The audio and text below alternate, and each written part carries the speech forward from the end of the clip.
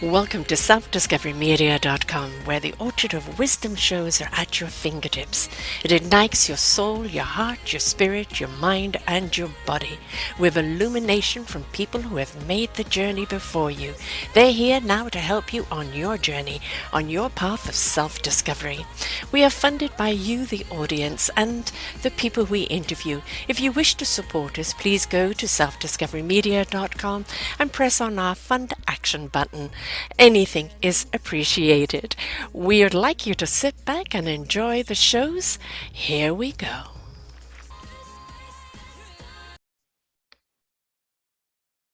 Good morning, good afternoon, and good evening, everybody. Welcome back to another edition of The Nature of Our Addictions, right here on selfdiscoverymedia.com. I'm your host, Sara Troy. My wonderful guest is Dr. Meg Ryan. She is a co-author of a book that some beautiful ladies have written in. My Mess is My Message. She's contributed a chapter to it. We had Irina Lotvin in earlier on this week with her contribution, and we'll be interviewing a lot more ladies that have participated in this book. And we're going to be talking about what her chapter is about and why it was so important to do, and also the wonderful proceeds of raising money from this book, of what it's going to be doing as well. But addictions, she says she is a recovering NeuroCoach specializing in empowering women in recovering from abuse and addiction and transforming their lives into healthy, clean, sober lives. The destiny rewritten in the name of my story, which was sent to the editor yesterday, is about to rise up out of the family addiction and breaking the chains of addiction and abuse to raise her daughter in the childhood of her dreams. And 28 women share their stories on this adversity solution celebrities and empowering their journeys. Dr. Meg is the founder of Recovery Mastermind, a positive and safe community that is deeply engaged in empowering women's recovery from abuse through addiction. She specializes in transforming women's dysfunctions into amazing, clean, and sober lives. Her expertise and experience includes more than 30 years in the field of chiropractic, neurology, abuse, addiction, patient evaluations, and certified neurocoaching. Driven by the love of neuroscience, she takes pride in providing the brain-based transformations possible. As a neurocoach, her goals include authentic communications, empowering women so they know their value and they can teach their children, breaking that chain and having it continue on. So we're going to be talking today about addictions, and people think addictions is drugs and alcohol or abuse, but it can be chocolate. It can be, maybe I'm a bit guilty on that one, but we all have a little addiction of something. But it's when it gets out of control, when you can't control that little addiction or that desire, and it becomes detrimental to you, that is when we're really in trouble, isn't it? Welcome to the show. Thank you so much for having me. I'm glad to be here. So, addictions. Nobody wants to admit they're an addict, do they? But you know what? I love my coffee in the morning. This is I like my chocolate in the evening. But it is like, when is it too much and when is it a danger? Yeah, it's a danger when it affects your well-being and the people around you's well-being. When you are triggered, when you either go into fight or flight or fawn, when you're frozen in your emotions, when you notice that those emotions are blocking you from healthy joy and living your true authentic life, then it's really becomes an issue when it's something that you cannot control or cannot get enough of. Yeah, and we just think, I'm under stress right now, especially like with the smoking. When are you giving that? Oh, no, I'm under stress right now. I need it as a stress releaser. Yet the things that are actually in the cigarette is what is making you addictive and keeping you stressed. And it doesn't matter if you tell them that. It's like, oh, no, I'll give it up. I can give it up anytime. But then they find they can't. What is that link, that need to having to continue? And there is the chemical and physiological abuse. Abuse and addiction, and that craving of the chemical compound of whatever it is, whether it's food, chocolate, alcohol, weed, any other drug, shopping, the adrenaline, the rush. But it is really also about the thought that you're thinking and whether that thought is looped in your brain. It can be an old negative automatic thought that maybe you learned as a child, and that loop just continues, and it's a very old thought. And when you think that thought, then there's an emotion behind that thought. And between the thought and the emotion, that creates a belief system.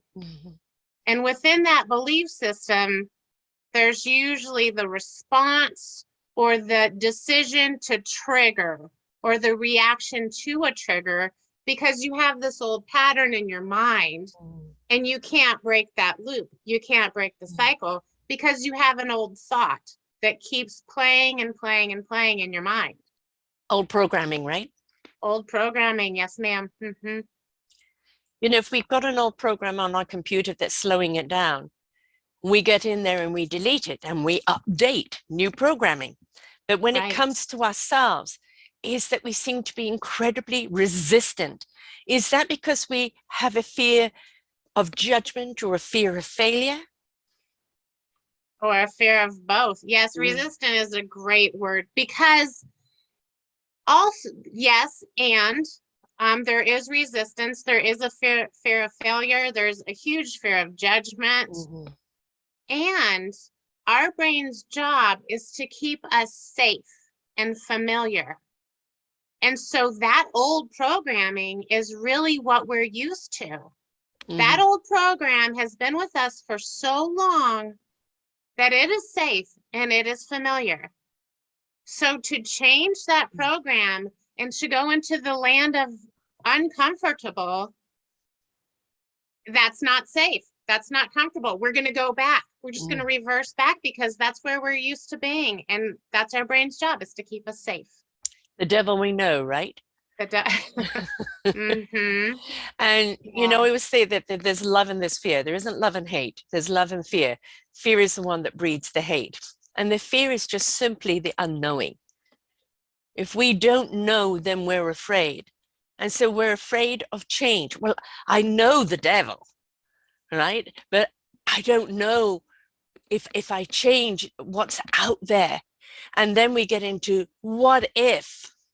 And instead of the what if it could be better, or, what if I actually invested in myself and loved and nurtured myself, what kind of life I could have? We go for all the what ifs.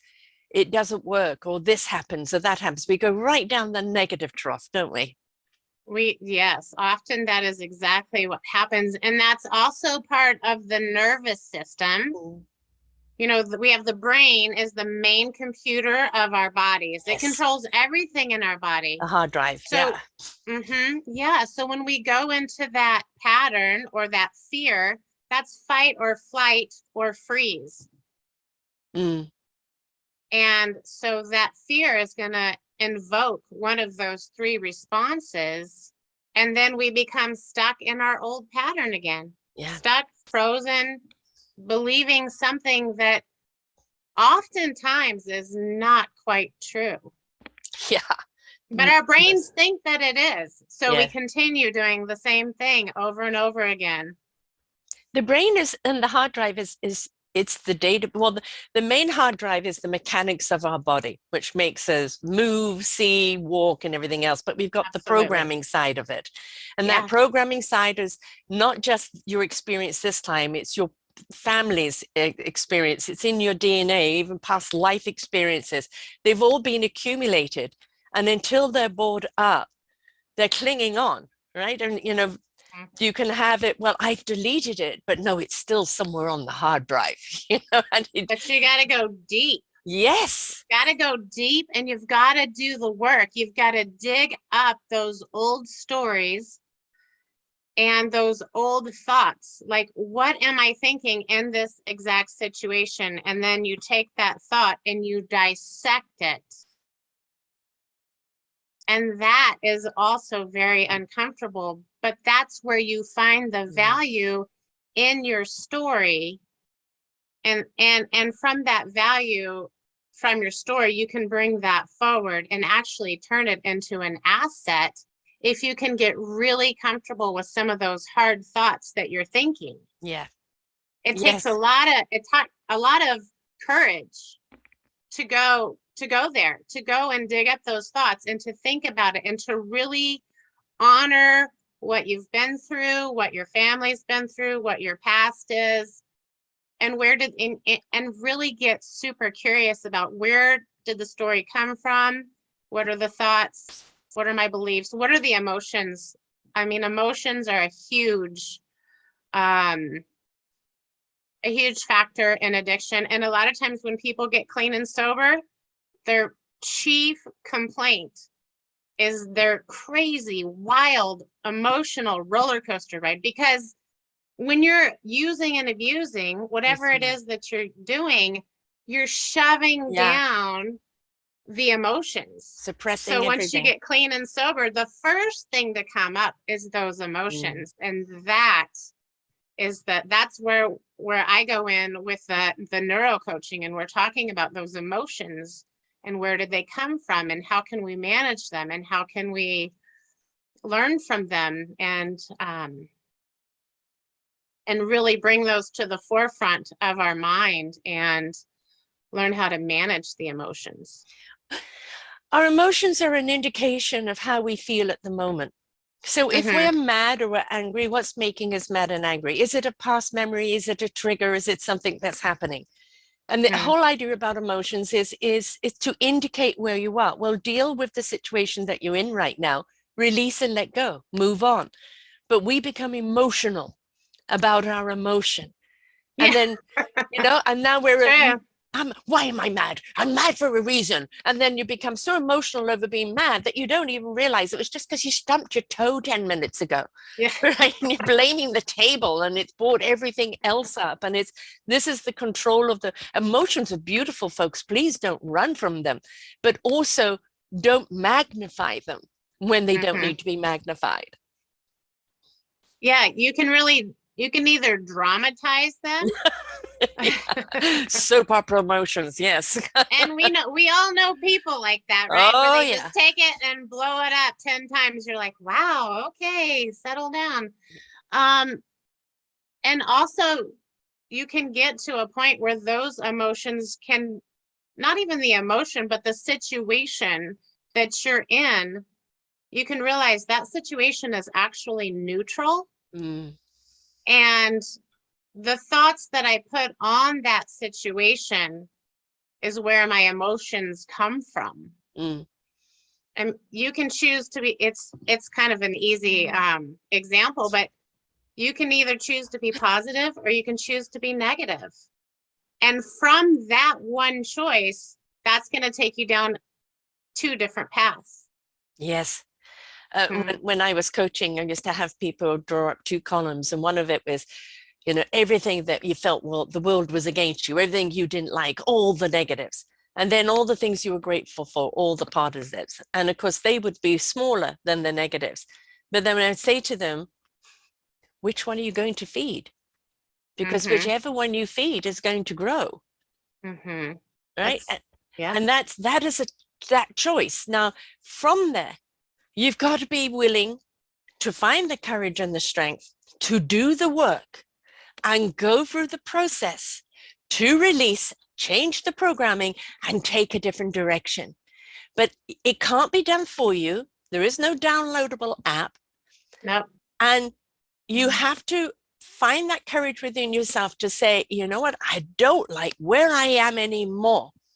It's enough. I have to change.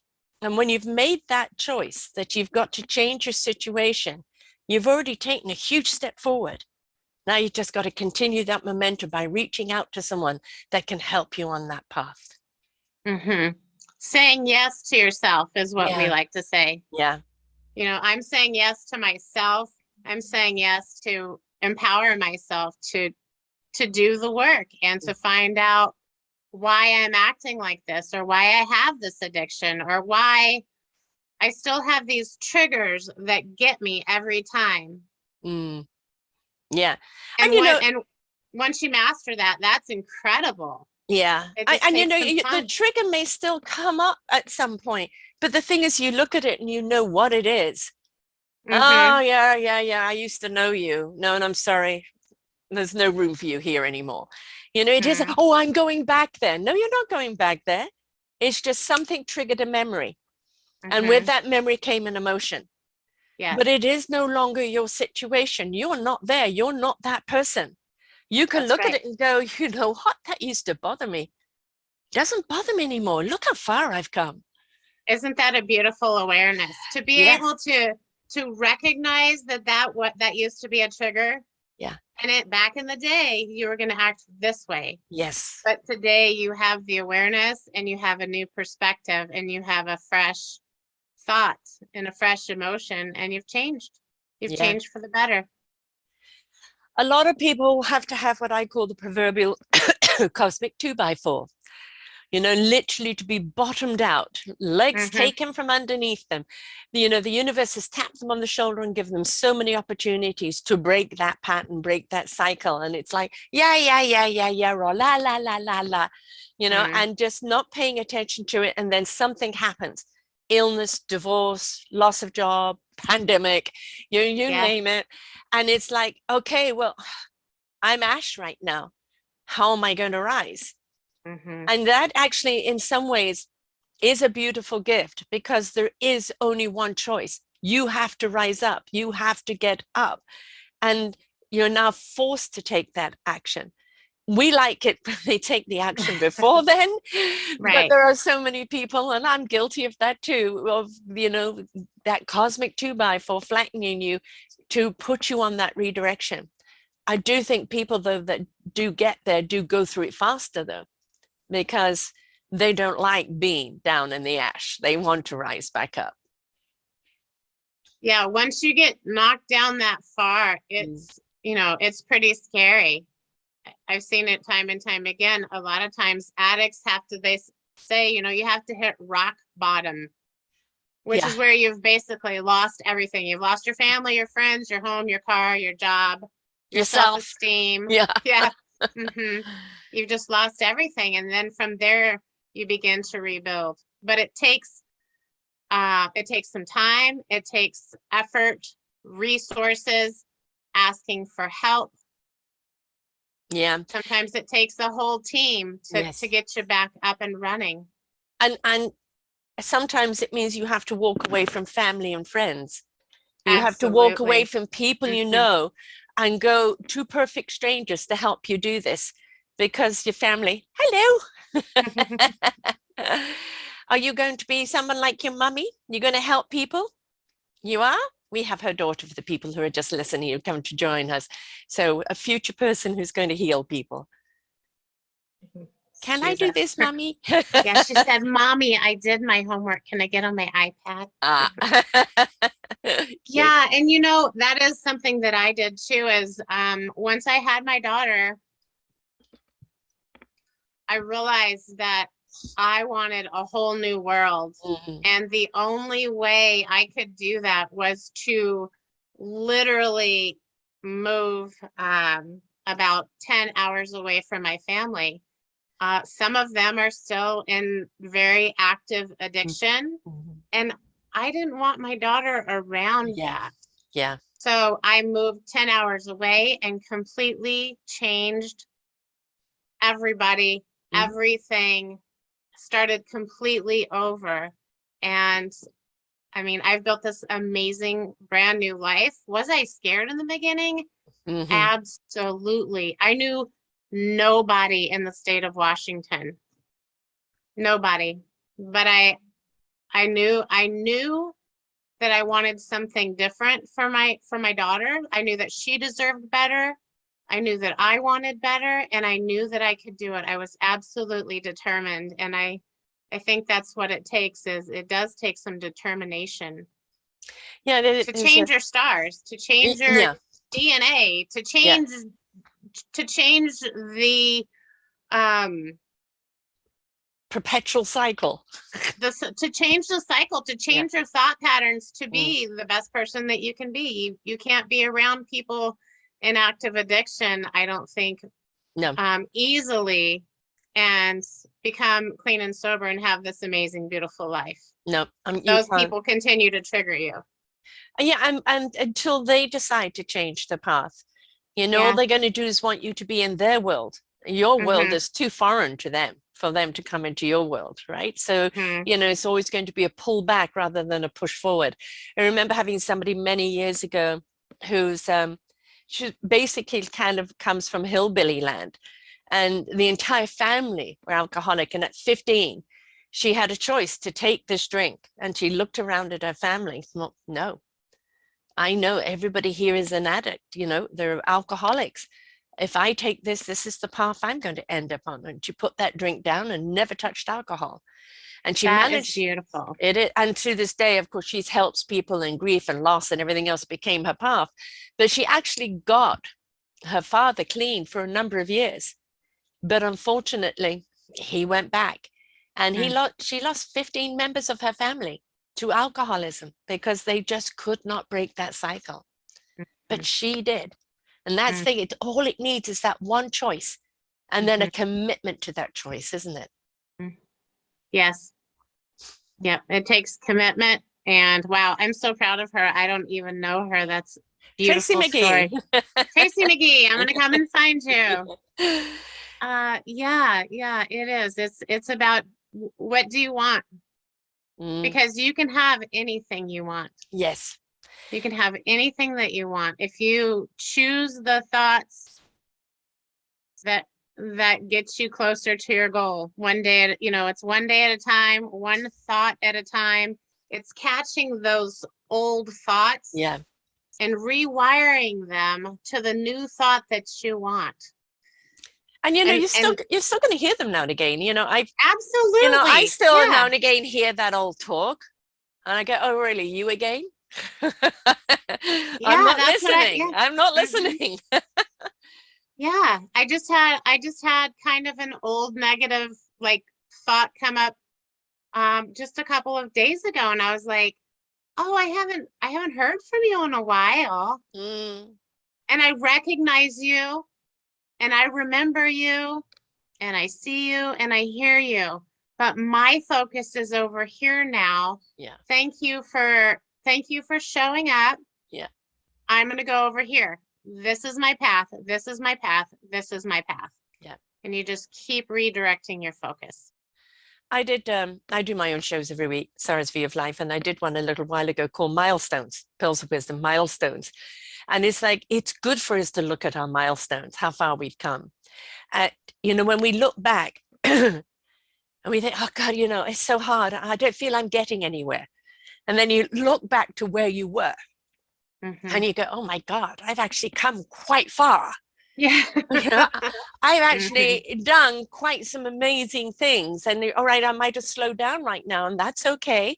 But actually looking back has given me the energy to propel forward.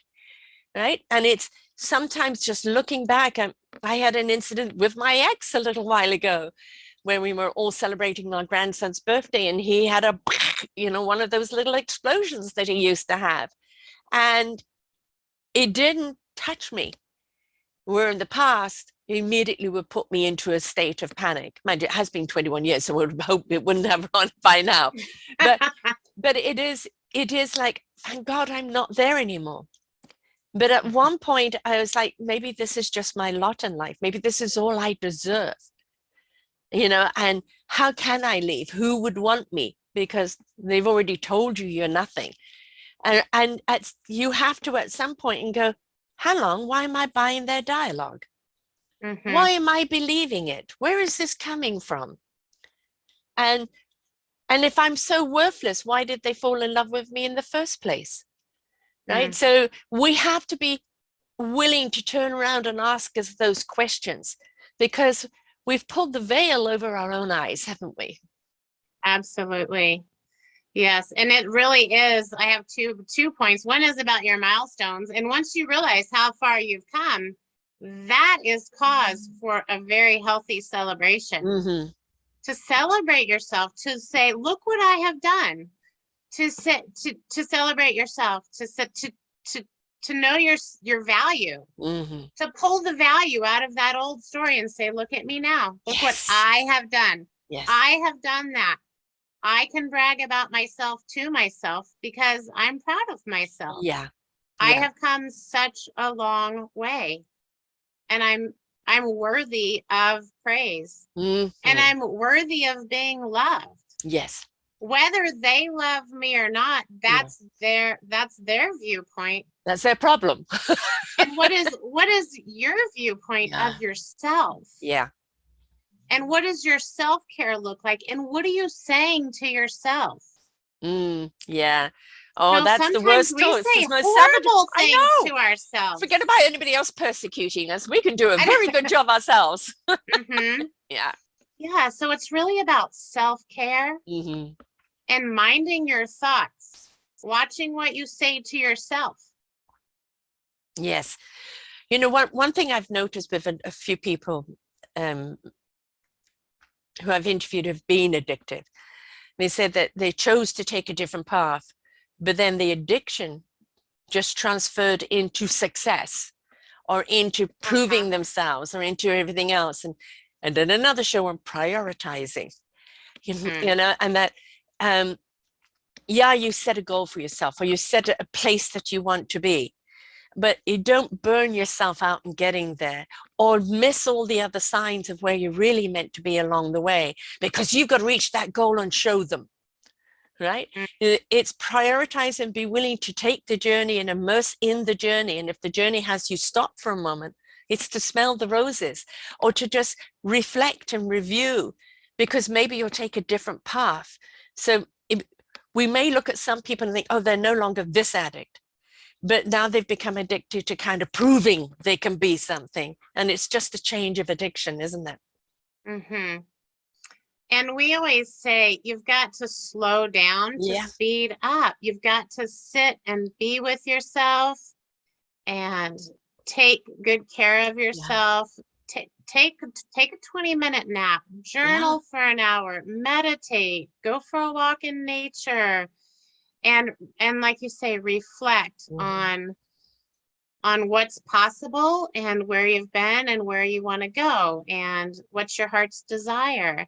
And I think finding your true and authentic self can also be, you know, like you said, you become addicted to something else. Maybe you're addicted to working out. I've seen a lot of guys, they like to go into the working out, and you know, some women it's shopping or chocolate, which I see nothing wrong with.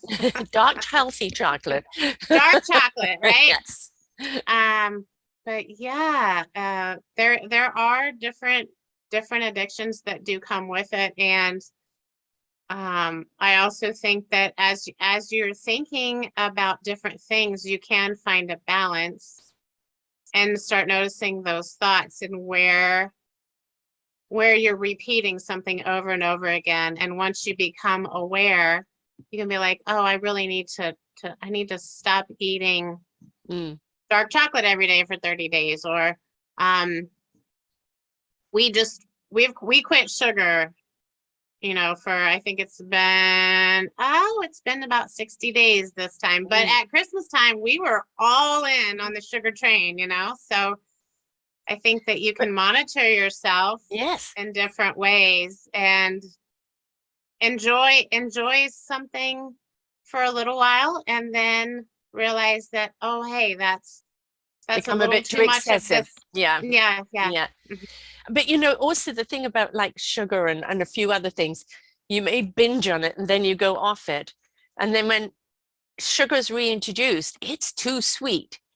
You know, you don't want a lot of it. The beauty of dark chocolate is healthier for you, the cocoa bean, but also the you know, the sugar content and everything in there. You're not craving that sugar, which, you know, when you look at it, sugar is a metaphor for, oh, I need sugar to boost me up, to give me more energy, to do this, to do that. But we get onto a sugar high, right? Which is also the high that we're looking for in life. I just want to have that euphoric moment. It's not about the euphoric moment, because if you have that euphoric moment, you can also have the deep depression, you know, the pendulum constantly swings. We want you to have a balance. You can partake of the sweet things in life, moderation, keep things in balance, nothing in excess, because it's all about that balance and equilibrium of life, right? Don't deny yourself pleasures, but at the same time, don't become obsessive over them. Exactly. Yeah, just being able to notice where you need to shift a little bit, you know, shift your, whether it's your eating patterns or, you know, if you're become a workaholic, you know, take some time and go do something fun and celebrate all the goodness that you are actually doing. You know, there is the ebb and flow, and taking care of yourself. I'm really into that. You know, Yes. self-care is so important. And I think especially today, the world is busy. It's been kind of crazy lately. And self-care, I think self-care is one of the first signs when your self-care drops, that is a huge signal to pay attention and slow down and figure out what you're thinking and why you're not taking care of yourself. Oftentimes when you have when you lose your self-care, that's a sign that there's some unhealed trauma that you're dealing with, whether it's like being really messy or not taking care of yourself, or you know, not exercising on a regular basis. Those are all signs of unhealed trauma. Yes. I'm one of these people that I put a lot of time in. Could be, and I try and take one day off a week where I'm not at the computer.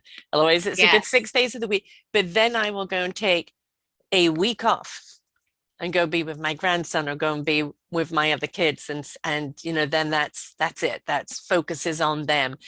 And I think it's whether you do it daily in your routine or your pattern, is just make sure that somewhere along the line you don't overdo it, that you do allow yourself that time to regroup and redo, because it's even easy to become obsessive over healthy activities, which which I have seen. I've seen people, well, I got into the diet and I got into the workup and I only eat raw and I only eat that. Oh, I had something cooked the other day. Oh no. And it's like, you know, just calm down, because it's that gonna is be just okay. Yeah, but that is also them becoming too obsessive, right? So you know, a lot of people, when they're coming out of something that's been unhealthy and they're going into the healthy, they become obsessed over that as well.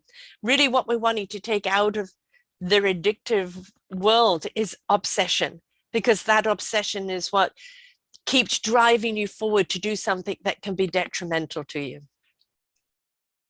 Yes.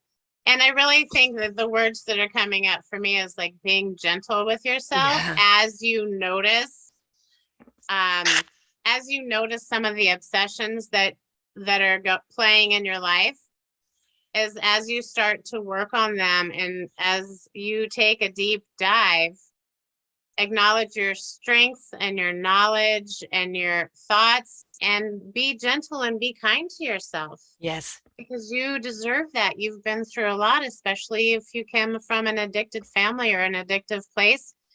And if you've had, you know, some abuse in your life, it's really the time to become very gentle and kind to yourself. You can't be kind to others until you're kind to yourself. It's not genuine, right? You can't even find that love that you're looking for until you find that love of self, because that kindness, that caring, that lovingness is something you become. You are. It's not what you're doing, it's who you are. And in that beautiful resonance of who you are, in that state of self-love, love of life, love of the meaning of life, that's what resonates out. And that's always an exuberance of peace and calm, isn't it, when you're really in that state of self-love? I like to ask my my clients or whoever I'm working with, like, who do you want to be? Who are you being? How do you want to show up for yourself?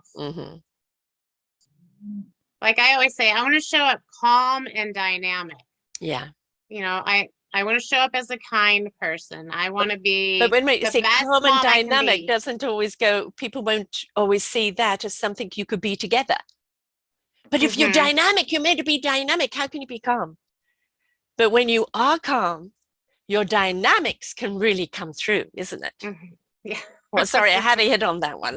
No, that well, I think it's true. And especially when you're helping other people, you want enough energy to make Yes, an impact. But but at you're the doing same it time, you have calmly. to come from a calm place Yes. within your heart Yeah, so that you can have that ripple effect yeah, that other people will recognize that you have something and they want to know how did you get that? yeah, You know, like how are you showing up like that? yes. We'll say the best teachers are those that have gone through it, and you were brought up around addiction. I don't know if did you go down the addiction path yourself? I did. You know, both of my parents are addicts. They're still both at it. Amazing, they're still alive. That's Amazing, they're mm, still alive. Yes, I was just talking to someone this morning about her parents that were in addiction.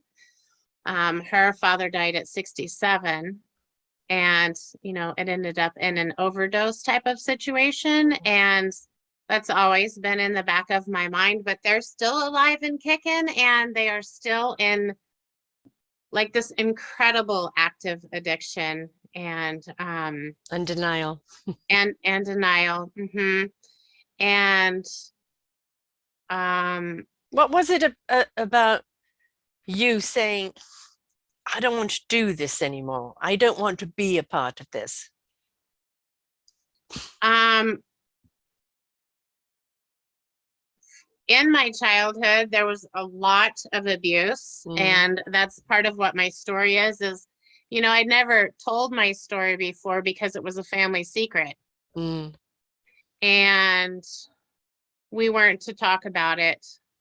And so I was encouraged to share my story, and I did, and it took a lot of courage. And um the abuse and the addiction and the combination of it all mm, became so much, and the PTSD around the abuse mm, and the thoughts that I had in my mind about not being worthy, of not having value. And even though I alcohol was my drug of choice, mm, I was a very good drinker. Vodka was my jam. Um,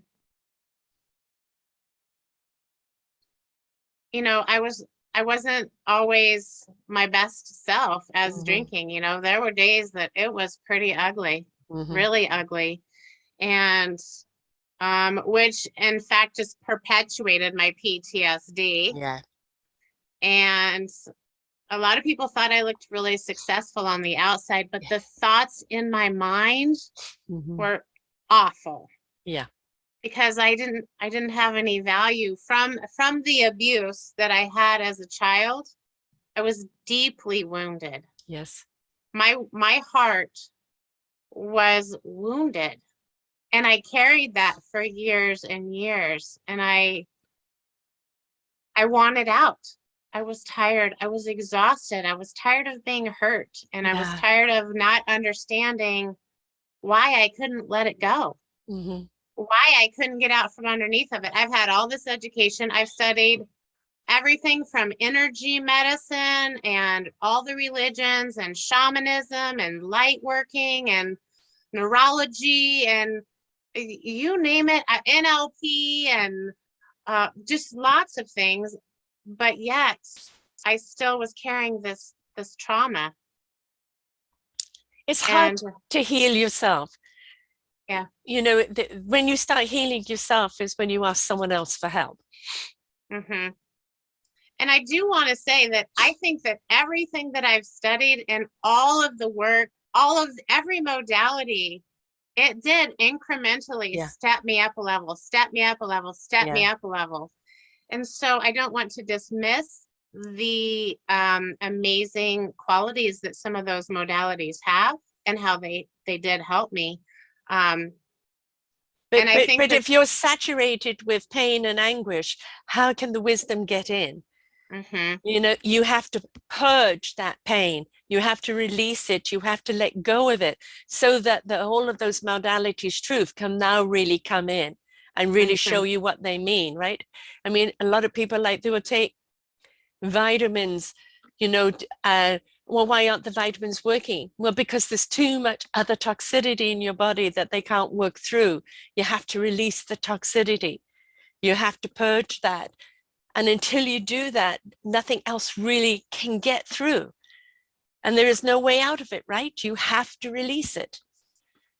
Yeah, and for me, it was like I had this automatic programming in my mind that was so old. Yeah. It took a massive amount of energy and to go in and really go through the neuro coaching model of what am I thinking? Why are my emotions keeping me stuck in this loop? And how the heck do I get out of here? Yeah. How do Yes. I get out of this? It's recognizing you're there. It's the first step, because until Absolutely. you recognize that you are there and that it is a loop and that it is unhealthy and you do want to get rid of it, you know, it's like when the student is ready, the teacher will appear. And Mm-hmm. it's, you know, when you are there, then you do find that someone that gets where you're at and knows what to do, right? That's what you do now for other people. Mm-hmm. They have to be ready. You can't help them if they're not ready, but when they're ready, because they've asked that question, how do I release it? How do I get rid of this? Now they're ready to work with you. So Mm-hmm. was there one particular person or one particular modality at that time that was that release for you? I think the one modality was the neuro coaching, which works with the science of the mind and the neurology of the brain. Yes. And for me, I'm kind of a science geek. And so that made the most sense to me. And being able to tear apart the pattern and the loop and to rebuild that, first I had to recognize the pattern. Mm-hmm. And then I had to go in and really clarify what the pattern was and why it was there and what the thoughts were that were attached to it that I wanted to disassemble Mm-hmm. and rebuild and then truly recover on every level. Yeah. Mm-hmm. Every cellular level, every memory level. I mean, it's, Mhm. you know, a lot of time, you know, people, like, we call them triggers, but they'll have these memories and you think, oh, it's come back again. No, it's just like it was a cellular memory that was Mhm. so deep rooted that it's just kind of come to the surface just for you to delete. It doesn't It mean, yeah, it bubbles up. yeah, Mm-hmm. yeah. And you know, it could be years later. It does not mean it's coming out to get you. Yeah. It just means that it just needs to be detoxed. And sometimes we use the example of just peeling the layers off an onion, Yeah. one layer at a time. It's like we want that instant Yeah. relief from our misery and from that loop. Like we keep saying loop and Mm. pattern and dysfunction, but it takes time and it does take peeling it back one layer at a time and paying attention to each level and being very aware of what your thoughts are with each layer.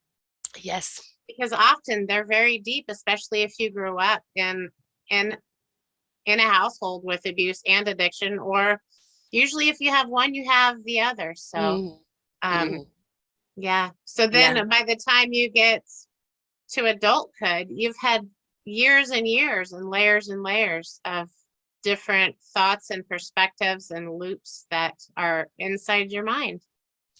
Ultimately, it doesn't matter which journey we go down, and believe me, with the hundreds and like 3,000 shows I've done, it was always chasing to be loved, chasing to be validated, chasing to find somebody who cares for you. Why don't they care for me? It's that little child inside. Why did they do this to me? Yeah. Why wasn't I enough? Why didn't they Yeah. love me? And it's easier to go down the addictive side because it's a momentary love or a momentary release. It's a momentary, I don't feel the pain. But that the problem is it's momentary.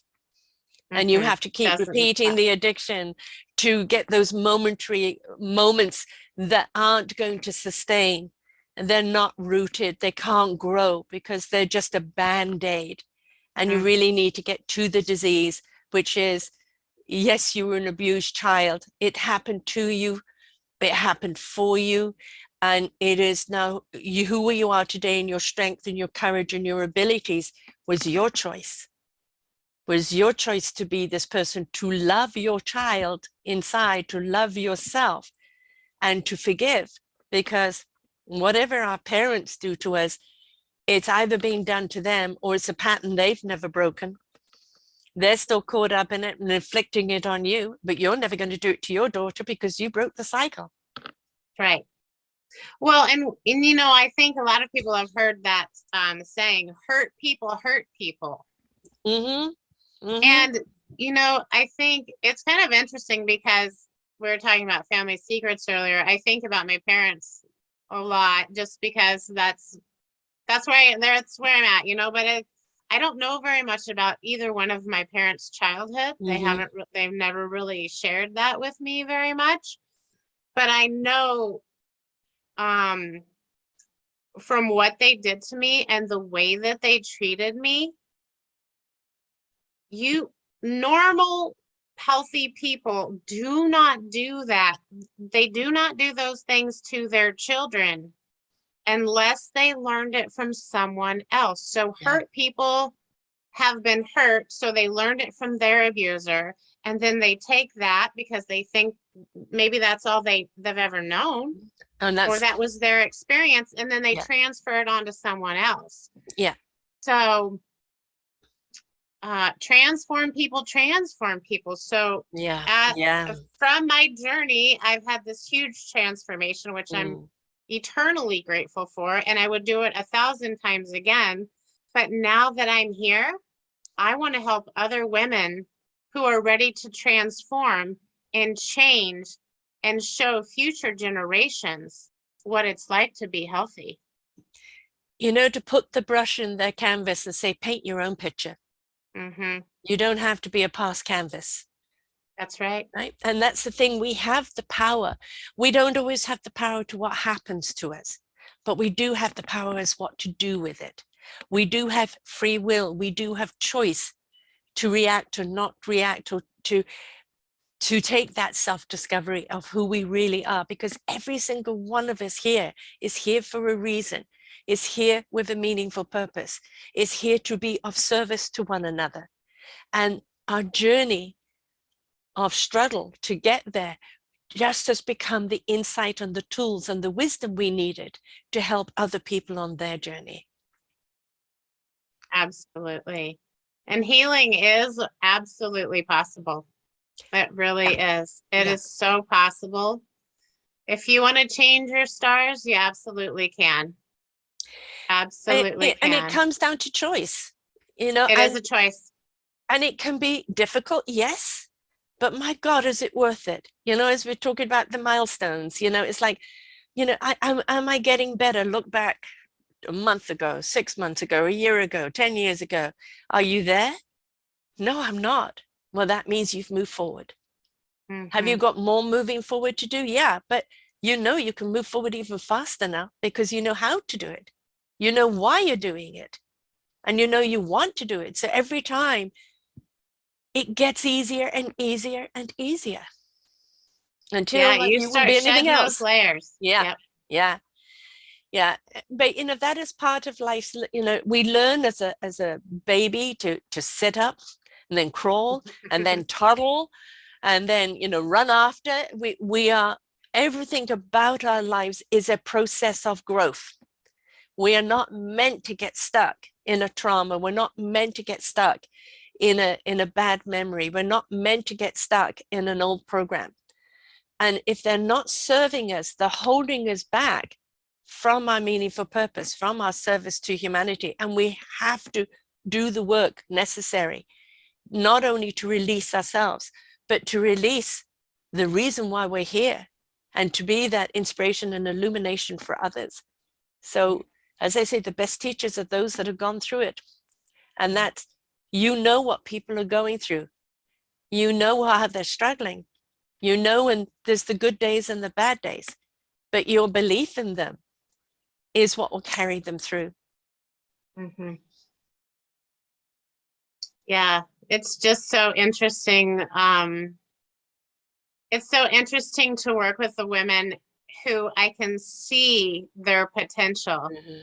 I can see past the trauma. I can see them doing the work. I can see them gaining their value, mastering their confidence, and really moving forward, even if it's just baby steps. Yeah. Baby steps a week, but all those baby steps add up. And as they gain that momentum and gain that clarity and gain the awareness that they can choose their thoughts and make their life their own, it is so beautiful to watch these Yeah. women transform and make their life their own, to make it everything that they want, everything they've ever dreamed of, to change themselves to be their best and highest potential. It's really such an incredible journey to be able to share with other women and to help them and serve them with love and to make a difference in their lives for them, you know. To make a difference in someone else's life, because that is the pattern we want. Mm-hmm. That's the pattern we're meant to be in, right? And then they can go and help someone else, and it just it's a ripple effect. Beautiful ripple effect. So obviously it was a no-brainer to be a part of this book. Yes. Because obviously, well, I don't know about that. Why did you second guess yourself? I did. You know, Dina, she found me. She's from South Africa. Lived there for 11 years. Mm-hmm. And she found me and said, I think you're supposed to be a part of this book. And I said, oh no, I can never tell my story. Or like, I'm not going to tell the whole world, which is basically what it feels like with the book coming out and people being able to read my story, which is really quite intense. And so I didn't want to do it at first. And then about a month later, she contacted me and said, I think you're supposed to tell your story. My intuition and my angels are telling me you're supposed to be in this book. And I said, oh, that's so nice. She said, well, you want to get on a Zoom call? And I said, I'll get on a Zoom call with you. And then I said, okay, I'll do it. Well, then I backed out because I got scared. I was feeling very vulnerable. Right. Yes. I was feeling like somebody might judge me for what I had been through. And then the teacher in you goes in, what the hell are you talking about? Follow your own advice. Exactly. And so then about 2 weeks later, she's like, you're supposed to be in this book. I need you to make a decision. The deadline's coming. And I was like, I know, you're right. I have been very resistant. And now, I mean, I'm so glad that I am a part of this book, but there was some resistance on my part, you know, just feeling vulnerable about people seeing me and seeing where I came from, but then also how empowering to see where I came from and now where I am. Precisely. And that's the reason. I mean, the book is, you know, my mess is my message. And like, who hasn't had a messy life? You know, and you show me one person who's had a completely, you know, opulent, beautiful life without any complications. No, we are all we'll go through various challenges. Some people have it easier than others, but you know, that's the thing, is it is from that mess, you know, that the message to you comes forth of what you're meant to do, that willingness to go through your own process. And is there 17 or 27 women in this? 17. Right. So 17 women's stories in there, of each one of them coming from a place of adversity, you know, stepping into their own light. What a powerful book, because it's 17 different stories that's going to relate to each one of us in a different way. But even if it's a chapter where I wasn't ever in addiction, but you hear the message and you realize how much parallels, because we're in assumption of what addiction is. And sometimes we can simply be addicted to the pain and not realize that we are. The pain is familiar, the suffering is familiar. And we're addicted to that because we feel safe in that, because to go outside of that, is unknown. And there's a whole load of garbage that we tell ourselves. And when the more you're willing to go through it, and the more you look back and go, oh my God, did I use that excuse? Right? Yeah. And it's a way to laugh at yourself and go, what took me so long? But it's worth it where you are today. So I'm glad that all of you participated in this book, because it's very, very powerful. And the fact that you struggled with it makes it even more powerful, because of the fact that it wasn't just, oh yeah, that's fine, I can just give you my chapter. But it doesn't matter where you are now. I'm in the process of writing my book, and it isn't easy. It isn't easy. People want this from me, and for me, it's like, that's my past. And I know many people who do it say it's so therapeutic to actually tell it. So I do know, yes, I've got to do it. And it is like, when you do, there's a different form of triumph, isn't there? Yeah, it's, as a recovery coach and helping women build their confidence, this was my next up level. I mean, I've helped hundreds and thousands of people, but yet this was a new level for me, a place I had never gone. And I thought, I need to tell my story so other women can tell their story. And that is really a chain breaker. Well, as you said, you were afraid of judgment. Yeah. And you were afraid of that judgment, but that is a past fear. What have you got to be judged by? How can we judge our children, or judge people that are caught in things that has been a perpetual cycle and pattern all their lives? It isn't judging them. It is about celebrating the fact that they placed importance upon themselves, which is not self-importance and ego, but importance of self. That how can I be anything to anyone else until I am something to myself? Right? And I talk about that a lot. Like, let's pull the value out of your story. Yeah. Because there is value, because you are here for a reason. You did go through that kind of unfortunate period of time in your life, but what have you learned from it? What are you bringing forward to help someone else, or to help yourself to find that you do have value? And then that is your life purpose, is to be the person that you are today from your story. And again, it's standing up and stepping up in our own lives. That the universe gave me a saying 4.5 years ago: the universe is going to shake us up, to wake us up, for us to step up, to change it up, to grow up vibrationally, but grow up as a human race. And if each and every one of us does that in our own life, we become part of that positive vibration, that positive frequency that elevates everybody, the planet, the universe, the entire humanity. We don't just owe it to ourselves, we owe it to everyone within our vicinity. And so it is not a selfish act to place time, energy, and love upon yourself. And to say to everyone else, I'm sorry, I can't be there for you right now. I'm here for myself. Right. Boundaries that is a huge boundary. And that is one thing that I teach, is boundaries. What are your boundaries? I need this time for me. I'm sorry, that doesn't work for me. Yeah. I'm sorry, I'm not comfortable having this conversation right now with you, or whatever that looks like. But boundaries are a very big deal and super important. It's okay to say no. It is absolutely okay to say no. And to say that doesn't, my phrase is, that doesn't work for me. Yeah. You don't have to say why. No. You just say, that doesn't work for me. Yeah. Yes. And the thing is, a lot of the time you think, well, should I, is this a sign? Should I be doing this? And I will say, the more and more you embrace the core of you, the truth of you, the heart and soul of you, the wisdom of you, your core will always guide you right. And if your core Mm-hmm. says, no, don't do it, you don't need to justify, validate, or understand. You know that right here says no.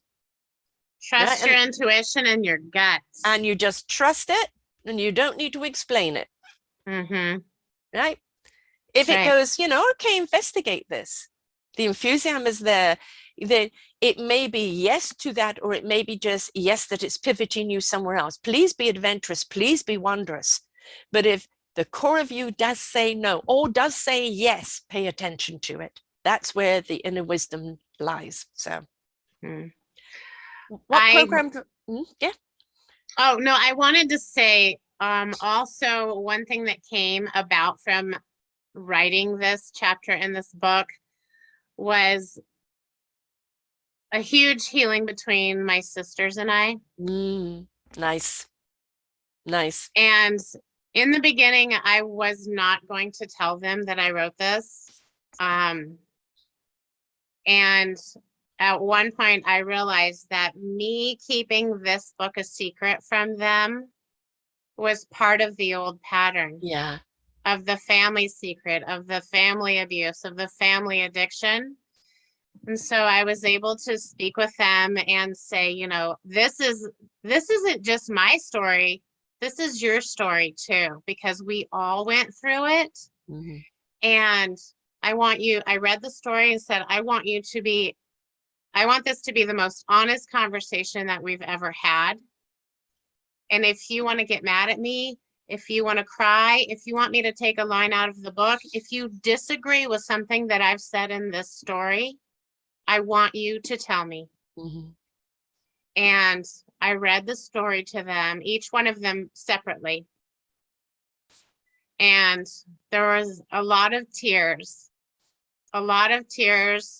and a lot of emotion, a really beautiful emotion, a release of the secret. And a release of the pattern. And so much healing has been brought to us as a sisterhood. It is absolutely incredible. Something I never imagined would happen for our family. And we have very open and honest communication now that is so entirely different than anything we've ever had in all of our years. So it is an absolute blessing. And I just wanted to mention that I'm really proud of that. And I'm really encourage women to tell their stories and to heal through their stories, through sharing. And very nearly your old patterning got in the way of that, right? And it was the persistence, of the conductor of, no, you need to be telling your story. You need to be telling your story. It was a gift beyond you. Not it was only divine. Yeah, exactly.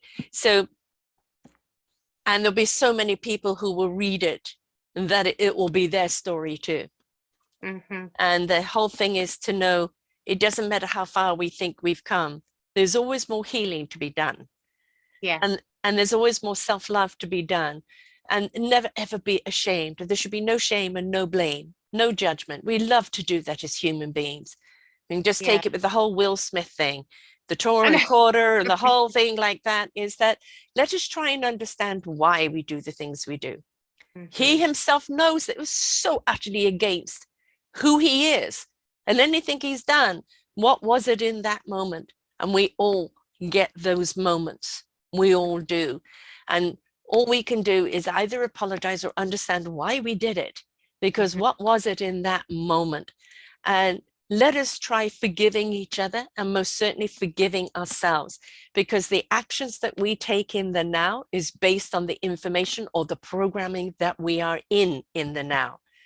If we don't like that action, if we don't like that programming, then our free will is to change it. Absolutely. What programs do you have going on right now? Right now, I have a program called Healing the Heart Wounds through Brain-Based Transformation. So many people close their heart off because they think, if my heart is closed, then nobody can hurt me. And closing your heart is hurting yourself. and Mm-hmm. hurting every aspect of yourself and everybody that's within you. The heart has to be open. Yes, it's wounded. You can heal those wounds. The heart has an enormous capacity to love, and that love needs to be free. Mm-hmm. Good one. Yeah. Good Yeah. one. Got to Thank open up you. your heart. Got to open up your heart, folks, most definitely. How do people sign up for that, or how do people reach you? Recoverymastermind.org. So recoverymastermind.org. And you've also got the Healing Heart Wounds. Healing the Heart Wounds is another website that I have. So they're the same. So you could go to either or. And then on Facebook, we have a private group for women called Recovery Mastermind. And that's a private Facebook group that's a positive and safe space for women to come and share their journeys and get support. And of course, people, if they buy the book in the Kindle form right now, which is only 99 cents, all of the proceeds go to either womentrafficking.org or cleanoutOceans.org, which is wonderful.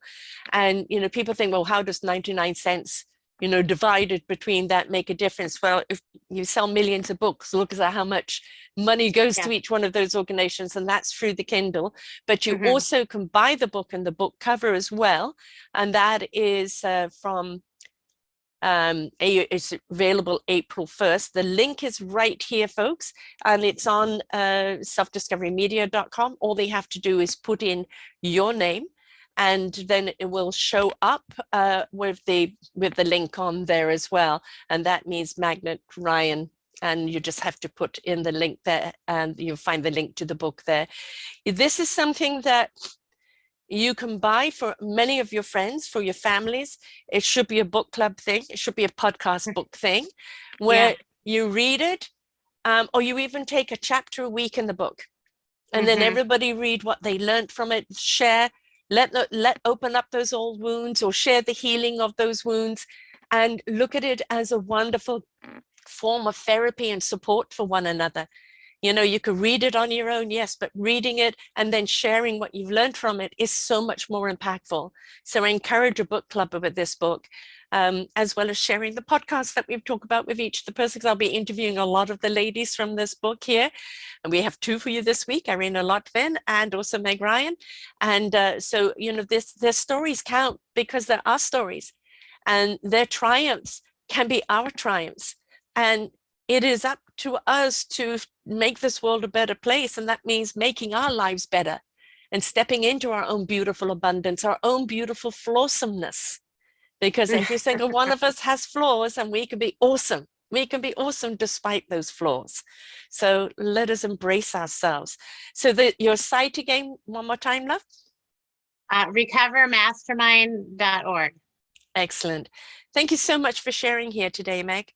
Hey, thank you so much for having me. And contributing into the book, and, you know, finding that courage and that strength, and look at already the impact that you've had. And I know this book is going to have much, much more impact on so many people, men and women. This is the time of healing. This is the time of everybody stepping up and healing. So please pick up the book. You're supporting wonderful organizations, you're supporting yourself, and you're supporting your sisterhood. So until next time, folks, bye for now. We hope that you enjoyed the show right here on selfdiscoverymedia.com. Please tune in to our selfdiscoverymedia.com/shows, and you will see all the other genres that we have from you. Every week on Tuesday, we bring you new shows from illuminating people. If you know someone that should be interviewed, please contact us at info@selfdiscoverymedia.com. Now stay tuned for your next show.